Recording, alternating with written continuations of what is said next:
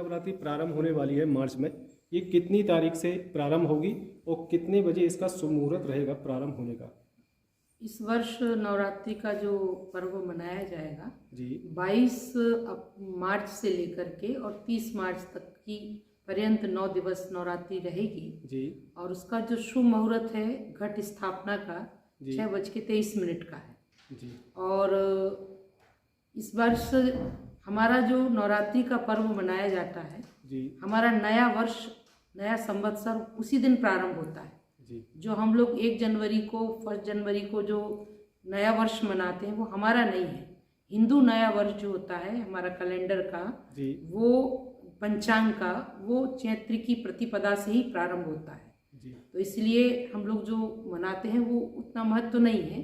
अगर हम सनातनी हैं, हिंदू हैं, तो इस पर्व को बड़ी धूमधाम से मनाना चाहिए। गुड़ी पड़वा के दिन ही हमारा जो नया वर्ष बहुत अच्छे ढंग से मध्याह्न वेला में और पूजा पाठ, साधना, उपासना, आराधना के द्वारा मनाया जाता है, ना कि ड्रिंक करके और केक काट के और रात्रि में डांस करके। ये सब नहीं, बहुत परंपरागत रूप से सभी लोग इसको मनाएं। जी दीदी, इस बार पड़ने वाली नवरात्रि 9 दिन की पड़ रही है। वहीं बताया जाता है कि 9 दिन तक माँ भगवती की विशेष पूजा अर्चना की जाती है, जिससे इस विशेष पूजन अर्चन से भक्तों को क्या लाभ प्राप्त होता है?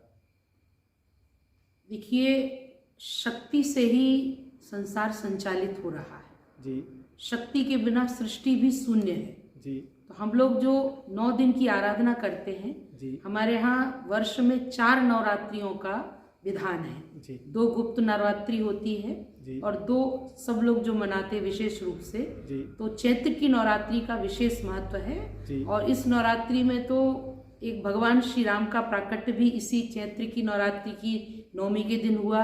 और उसके बाद चतुर्दशी के दिन हनुमान जी का भी हनुमत जयंती उत्सव इसी चैत्र मास में पड़ता है। तो चैत्र का महीना जो अपने आप में बहुत सुख, शांति, समृद्धि प्रदान करने वाला है। हमारे किसान बंधुओं का भी जो घर है वो अन्न धन से भरा हुआ रहता है। तो सबके पास अन्न का अभाव भी नहीं रहता है, धन का अभाव भी नहीं रहता है। इसलिए ये जो 9 दिन तक 9 देवी की आराधना करके हमें ये संकल्प लेना चाहिए कि 9 दिनों में हम केवल आराधना ही ना करें, पूजन ही ना करें, पाठ ही ना करें, बल्कि 9 दिनों में अच्छे गुणों को जीवन में उतारें और 9 दिनों में 9 दुर्गुणों का त्याग करें। और उसके लिए वर्ष भर के लिए संकल्पित हों कि हम 9 कार्य, ये जो हमने नवरात्रि में संकल्प लिया नया वर्ष में, ये हम ये कार्य नहीं करेंगे। इससे हमारा जीवन बहुत सुखद होगा और बहुत ही जीवन में हमें उपलब्धि प्राप्त होगी। जी दीदी, इस नवरात्रि में घट स्थापना की जाती है। घट स्थापना का सबसे बड़ा महत्व क्या होता है?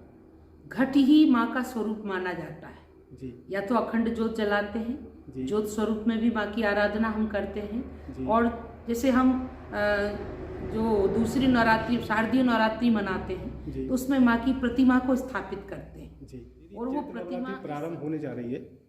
आप माँ के भक्तों को और क्षेत्र के नागरिकों को क्या संदेश देना चाहती हैं? नवरात्रि में एक सबसे बड़ी बात है, जी मांसाहार, मदिरा इत्यादि का, दुर्गुणों का त्याग करें। जी घर में सात्विकता का वातावरण बनाएं। जी और एक जो बलि प्रथा जो लोग करते हैं जी उसे समाप्त करना चाहिए, क्योंकि वो माँ है और कोई भी माँ अपने बच्चे की हत्या नहीं चाहती है।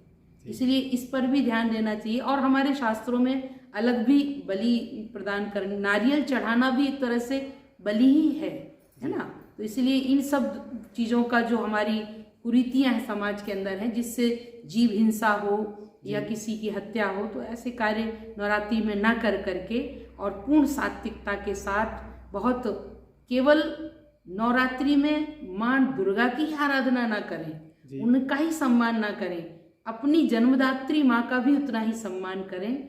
और वो जगत जननी माँ तभी प्रसन्न होती है जब हम अपनी जन्मदात्री माता का सम्मान करते हैं। तो अपने घर के वयोवृद्धों का सम्मान करें, माता पिता का सम्मान करें और नवरात्रि का पर्व बड़ी धूमधाम से मनाएं। सबको अग्रिम बहुत सारी शुभकामनाएं नए वर्ष की और नवरात्रि की। जय माता दी, जय सिया राम, नर्मदा।